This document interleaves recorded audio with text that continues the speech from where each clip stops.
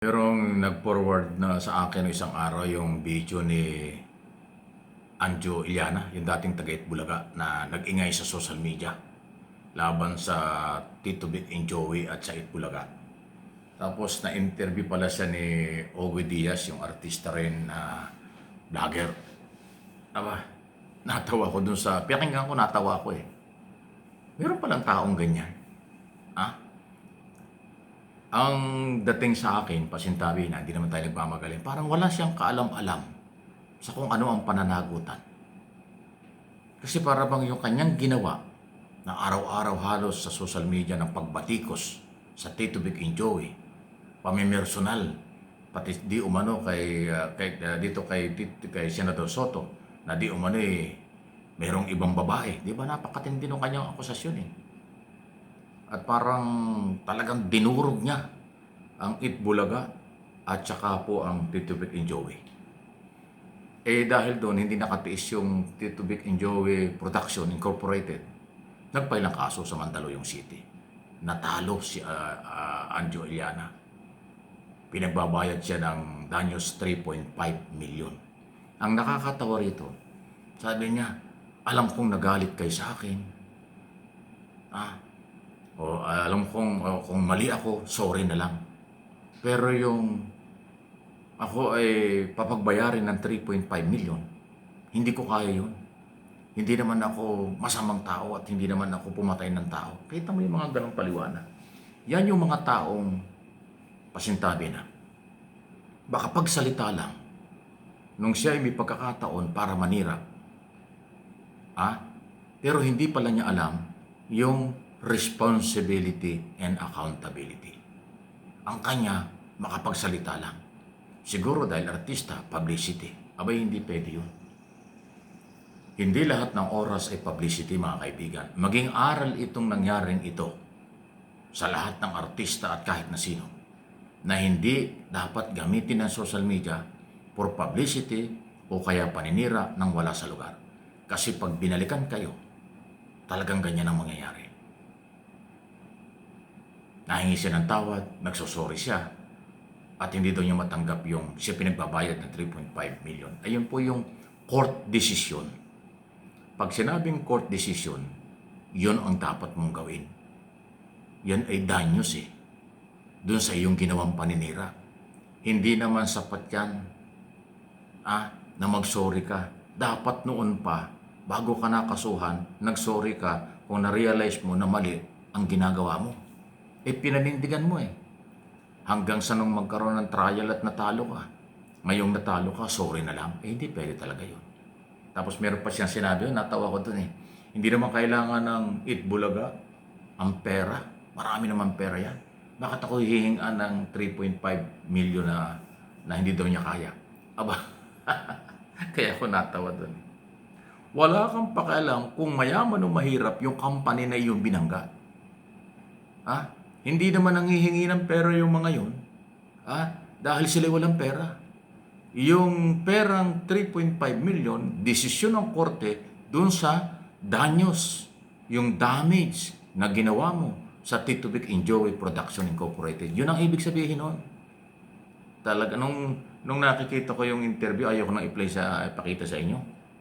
Ang tingin ko, punong-puno ng kawalan ng kaalaman sa aking personal na opinion.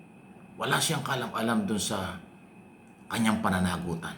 Ngayong siya pinapanagot na, saka lang niya na-realize na mali pala. Sorry na lang. Hindi naman mo pwede yun. Kung nag-sorry ka before na nagkadimandahan, baka hindi natuloy ang kaso.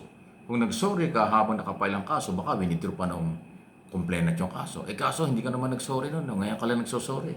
Nang paparusahan ka na ng batas. Mabuti nga, hindi ka pa pinakulong. Danyos lang. So, ngayon, ang pinakamaganda, advice ko na lang sa'yo, mag-appeal ka. Kung sa tingin mo hindi na ibigay sa'yo ang karapat-dapat at hindi naging parehas ang desisyon sa'yo, magpunta ka sa higher court. Dalhin mo sa Court of Appeals o kaya dalhin mo sa Supreme Court. So matagal-tagal yan.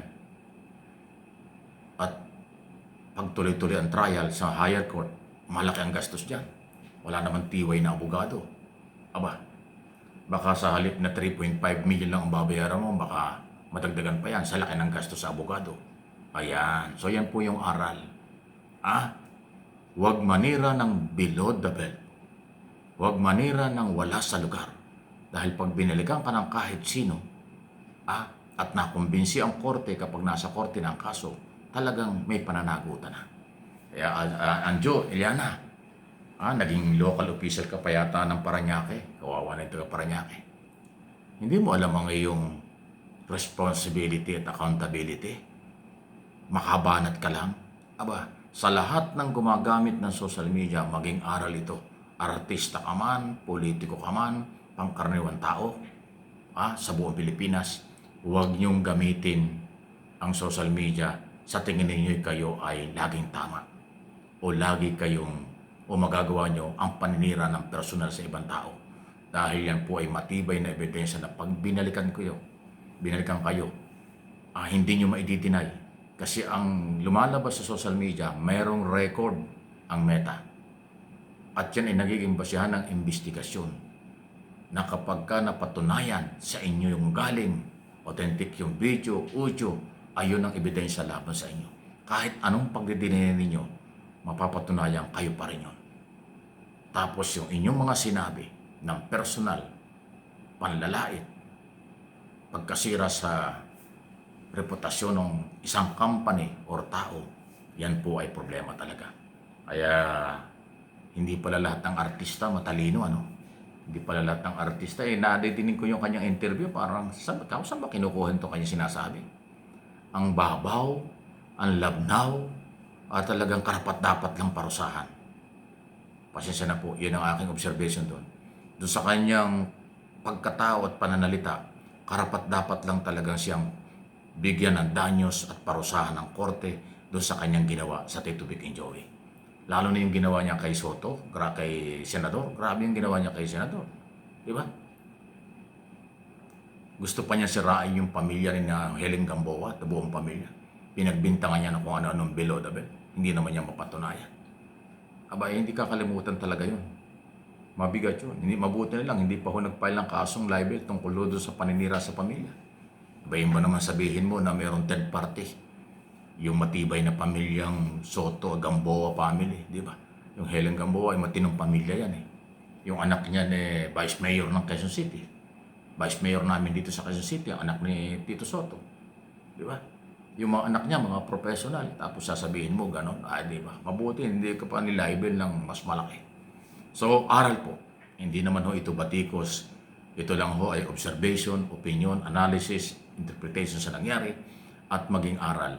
Huwag na huwag magsiga-siga, magyabang, bumanat ng personal na gamit ng social media dahil yan ay magiging ebidensya at pag binalikan kayo, pagsisisi kayo mula ulo hanggang paa pag hindi nyo alam ang accountability.